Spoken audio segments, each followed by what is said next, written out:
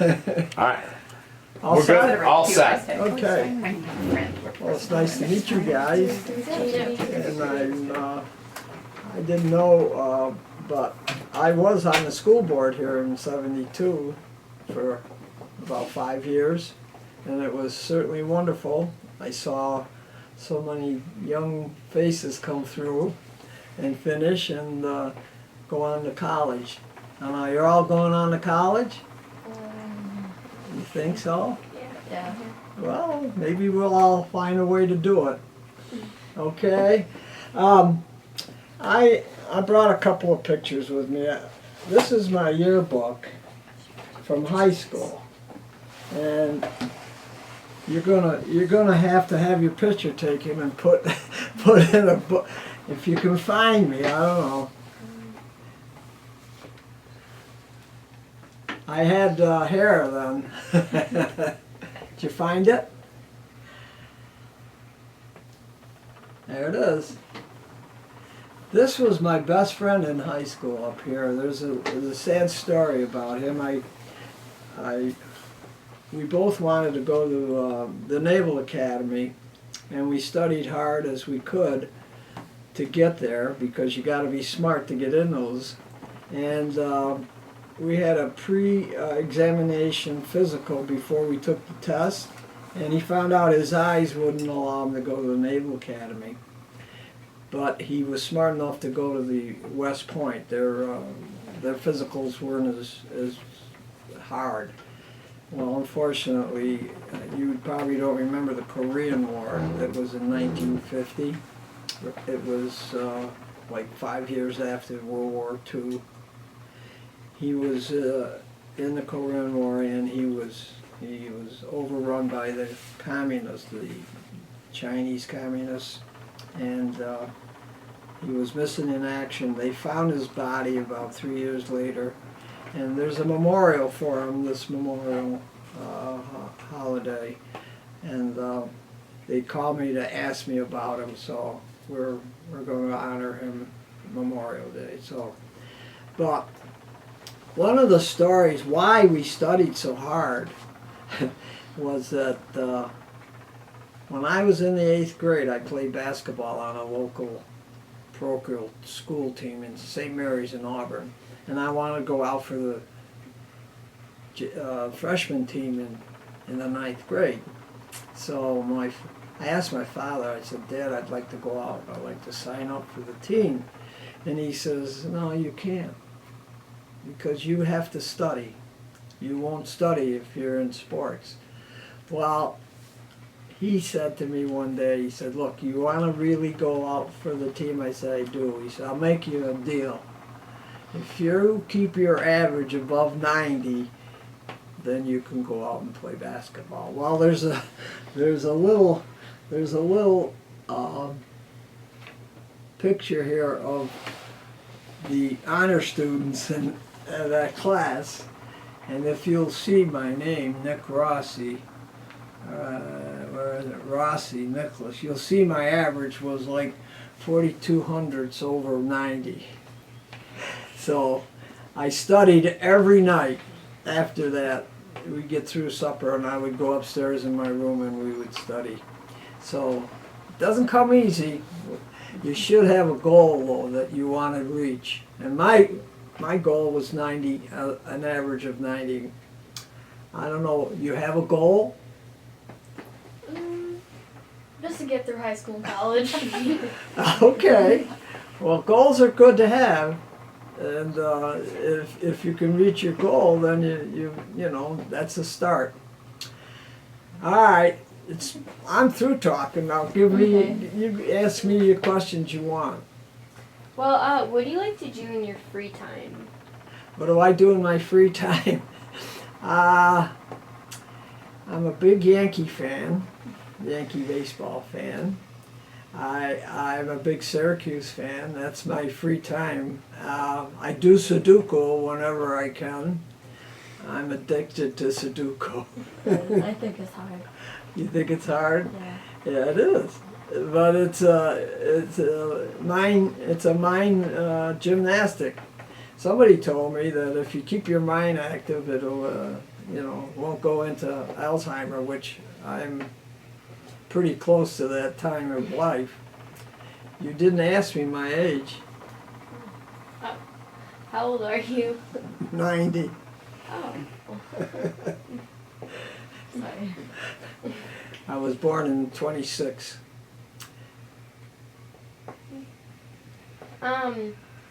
What difference did sports make in your life? Okay, this is a good question because, as you can see, I'm kind of small. I was in high school. I was so small, my folks wouldn't let me go out for football. But then I went away to prep school, and the coach said to me, "Would you like to go out for the football team?" I said, "Yeah, I would, but I'm so small. I don't know if I could be any good." And he says, "Well, I saw you play touch football, and you're very fast." So I had one thing in my favor, speed. So I did go out for football and did play football in prep school. And what it did for me was it showed that size really doesn't matter. It's how you approach the game, and I'll never forget, we had some great football players at our prep school, and first scrimmage I ever played, and this wonderful fullback has got the ball, and there's this wide hole, and he's coming through it, and I'm the only one between him and myself. And I say to myself, "Oh my God, this guy's going to kill me." But what I did was I decided to hit him low. I hit him so low that he went over like a feather. And I said, "Well, if I can tackle him, I can tackle anybody." So sports is a confidence builder. It was for me. I don't know if you're interested in sports or not, or do any sports. I'm in sports right now. What do you do? I do track and field. Oh, wonderful. What do you do in it? I'm doing the hurdles Ooh. and the relay Ooh. and then the long jump. So how are you good at it? I guess, yeah. Do you feel you can compete with other kids? Mm-hmm. Yeah, that's the thing it'll do for you. If they can do it, then I can do it too. Mm-hmm. And that's a good thing, because as you go into life, you'll see other aspects of people doing other things, and you might say to yourself, "Well, gee, I don't know if I can do it." But you did it once, so you can do it again. Sure, that's great. So sports is a big part of my life, has been all my life. I enjoy it. I enjoy watching games too. What about clubs? Are you in any clubs? I'm not. I just do sports. All right. What sports are you in? I did cross country, basketball, and I'm doing softball. Oh, underman. Good for you. You pitch? No. Well, I played baseball and softball. One of the things that there's a story that I love to tell about my sports in college.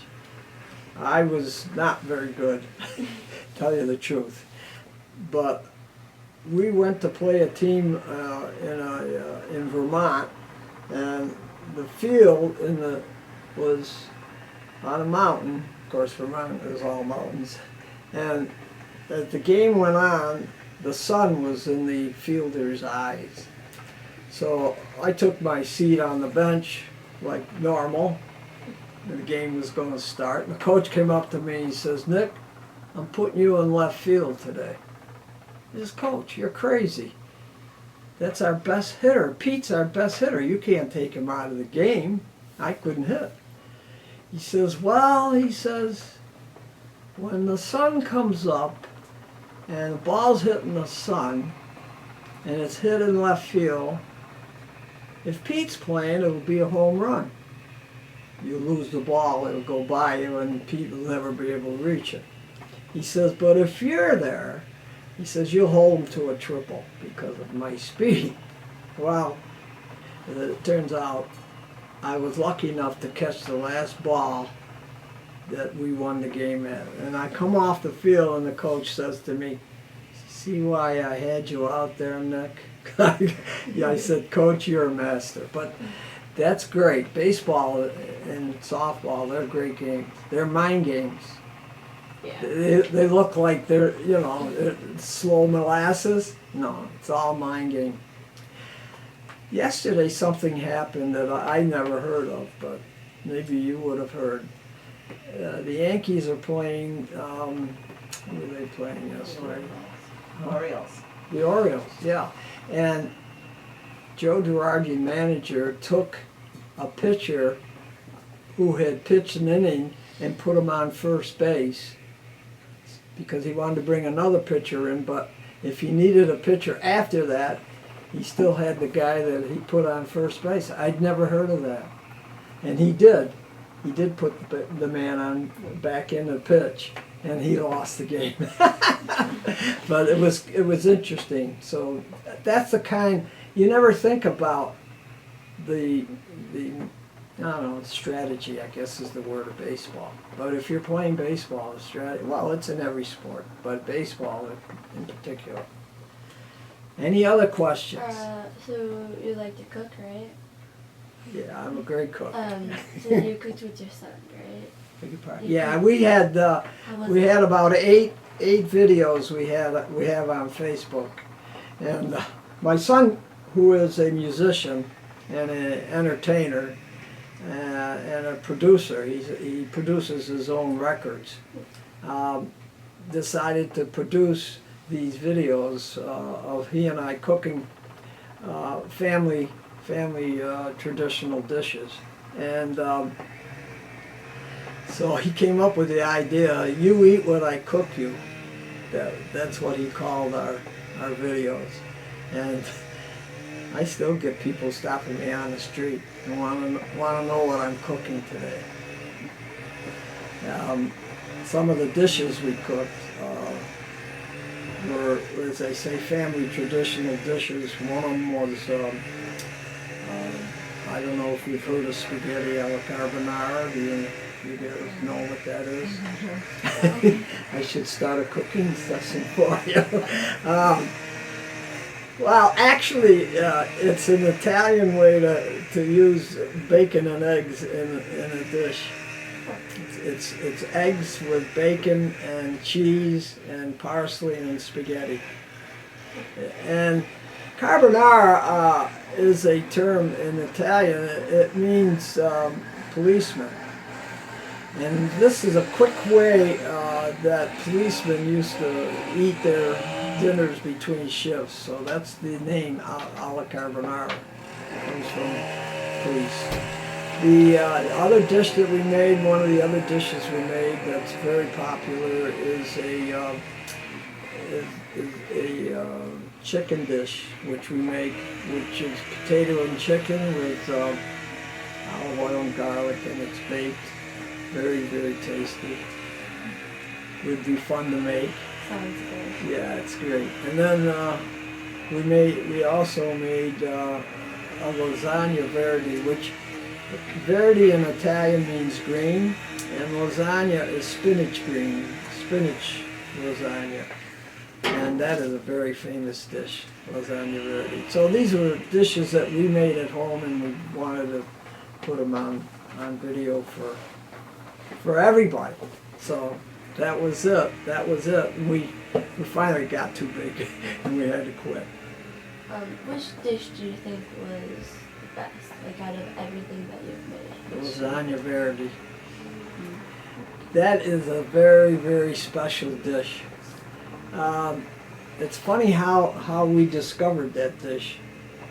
My wife Linda and I were on a train in Italy, and it was time to eat dinner, and we had never even heard of lasagna verde, and it was on the menu, and I said to Linda, we've got to try this dish. So we did, and we both fell in love with it. Now, there's a tag end to the lasagna verde. It's called lasagna verde alla bolognese, which in Italian, bolognese is a type of sauce. It's a thick, meaty sauce, and you use that with to layer between the lasagna verde, and it's very. So when we got home, we couldn't find spinach lasagna anywhere. So I, being the pasta maker, decided to make it, and I had Linda, my wife, research the recipe, and she found the recipe, and she actually doctored the recipe, and we put that on the box. And I still have the box. If you guys want it, I'll give it to you. You can. I've got the recipe. I'll give it to you if you want it. I don't know. Would you like it? Would you like to try it? I don't know if you could find spinach. I can. I have found a producer of spinach. Oh, this is funny. Spinach lasagna. Guess what the name of the company is that makes it? Rossi Pasta. And they're in Ohio. And it's a mail order house, and I order it through the mail. But that's funny, isn't it? Same name as I have, Rossi's Pasta. But yeah, I have 2 big folders of recipes that I use to cook. I cook all the time. Do any of you like to cook? I like to cook, but more so baking. I don't know. You like baking better? Yeah. I don't know. I'm not a baker. I never was. I am a pasta. I got a lot of pasta dishes. When did you first start cooking? When did I start cooking? Well, you know, it's funny. We, in our business, we had a cottage, and my father, when I was really young, would invite customers up for a cookout, sort of, and he would cook, and he had a friend who was a male chef, and they would cook, and I would see them cook, and I kind of felt that, oh, if men can cook, I guess it's okay. And it's something that I started doing, watching them. I was like 15 or 16 years old. And I don't know, when I got married,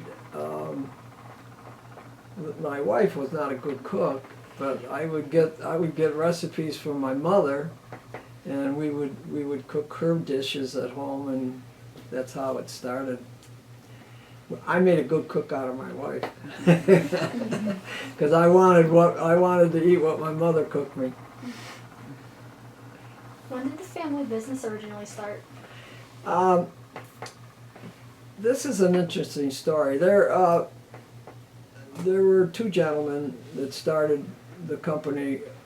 Mr. Persino, his name was Nicholas, also. Mine turned out to be my grandfather later. And Alfred Rossi, who was my dad,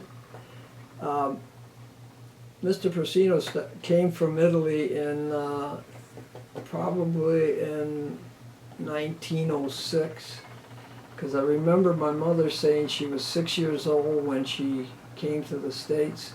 She was born in Italy, and she was born in 1900. So that's when Mr. Persino came here. Well, he found a job. He was a pasta maker in Italy. He found a job in Syracuse at a pasta company called Hotel and Warning. And my father, who was in the service, got out of the service and came to the States. He was 21, and that would have been 1912. And they were related distantly. And so he asked him if he could find him a job if he came over, and he said, sure, come on over. and he got him a job at the pasta plant. And he started living in my grandmother Persino's house as a boarder. Okay, so anyway, they worked together in that plant, my father and my grandfather, until 1916, and that's when they decided to start their own company, and that was in Syracuse. And in 1920, he married Mr. Persino's oldest daughter, my mother, and they formed a company called Persino and Rossi. They had a fire in they were in their garage on Division Street in Syracuse, and then they came to Auburn in 1919, 3 years after they started. And then in 1978, we sold the business to the Hershey Pasta Group. So that was a long time they were in business. What is the most challenging thing you've ever made? I didn't hear the question. What is the most challenging thing you've ever made? I've ever made? Most challenging dish that you've ever cooked. Oh, ever cooked. All right. I was going to say ever made. Ever made was the green lasagna at the plant. Most challenging thing I've ever made would be the lasagna verde. It's very, very hard to make. The lasagna verde a la bolognese. You look that up and Google that, you'll see how difficult it is to make. First of all, it's hard to get the raw material, but other than that, it's tricky. You'll have to try it. I want to now. What? I want to now. Sounds good. Yeah, it's excellent. It's excellent. I got a question for you. What school do you want to go to? For like college, I kind of want to go to Iowa State. Iowa State? Yeah. Ooh, who did Iowa State, how nice. Why Iowa State? Because it works with swine, which is like, it's like being a vet for farm animals. And Okay. Like, I'm a farmer, so like I grew up around farm animals and like I know Oh, a lot neat. about them. Where's your farm? Well, like it's like a family one, and like it's not really a big one. Where is it? It's up on Eastlake Road, Mm-hmm. and yeah. Oh, neat. Do you work at farm? Do you work at the farm? Yeah. Good for you. That's nice. Well, one of the things that happened, I don't know, we got time? You have about 10 more minutes. Oh, good.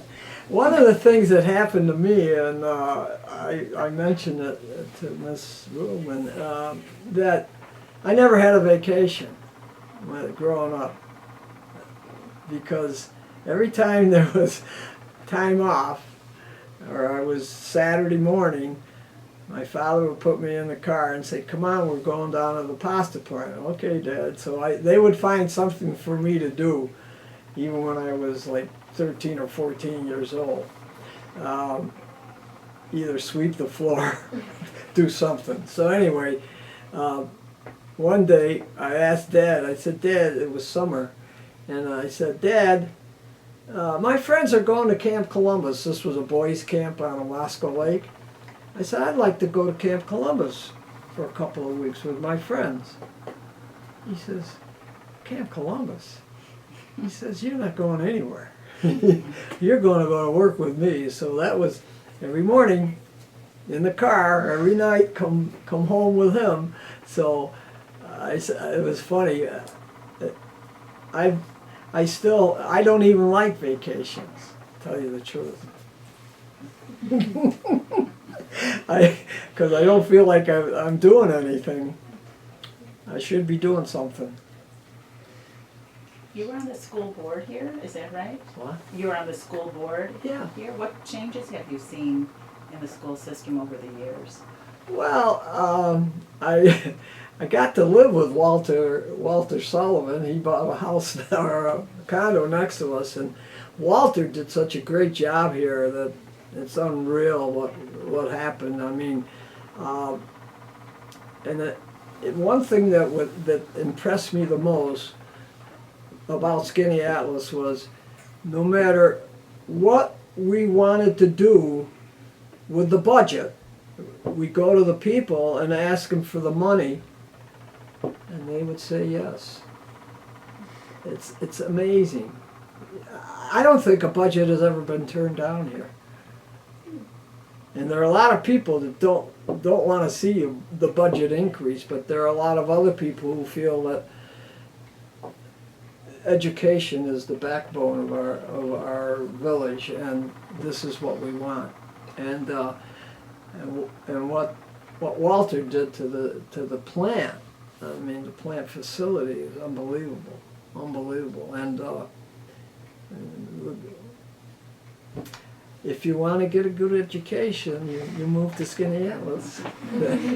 And I did a little story about how I ran for the board. You might like to hear it.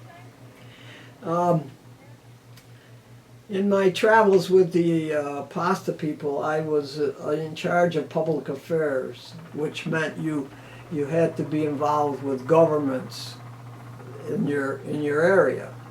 So I was telling everybody, you get involved in your local politics. So a friend of mine came to me and said, you want to run for the school board? And I said, no, I don't have time. I'm too busy. I got a plant to run. So I'm giving a talk the next year to the association, and I made a confession. I said, I was just asked last year to run for the school board, and I said, no, I can't because I'm too busy. I says, that was a mistake. I said, I want anybody who has an opportunity to run for office not to take that chance. And I said, if I'm asked again, I will accept the challenge. And sure enough, I got asked again, and I accepted the challenge, and I won. I was afraid to run. I thought I would get beat. That's why I didn't run. There's always that fear that you're going to put yourself out on a limb and somebody's going to cut the limb off. But I was surprised, and I enjoyed working. I enjoyed working on the board. How long were you on the board? 5 years. It was a 5-year term then. We had some great people. I don't know, some of the names might ring a bell. Vinnie Byrne from Byrne Dairy, and then Ed Peterson, the tall basketball player from Cornell. He was in the insurance business. Jimmy Buff. Jimmy was the Power Authority. He was on the Power Authority, New York State Power Authority. Mrs. Horn, Dr. Horn's widow. Barbara Evans, who was Stu Evans' wife. They lived on Onondaga. Who else was on the board with us? That's about all I can remember. But we had a great board. Dr. Fundus was the superintendent at the time, and he retired, and we had to hire a new superintendent, which was a tough job. We hired Mr. Pulse from Moravia. He was the superintendent of the Moravia School District, and he did a wonderful job, Mr. Pulse. And then after him came Mr. Sullivan. And he was here for a long time. Oh, yeah, he was great. Walter was super. Walter moved next door to us in Lug Hall. That's how I know Walter. I got to know him real well after he retired. Neat gentleman. Nice family.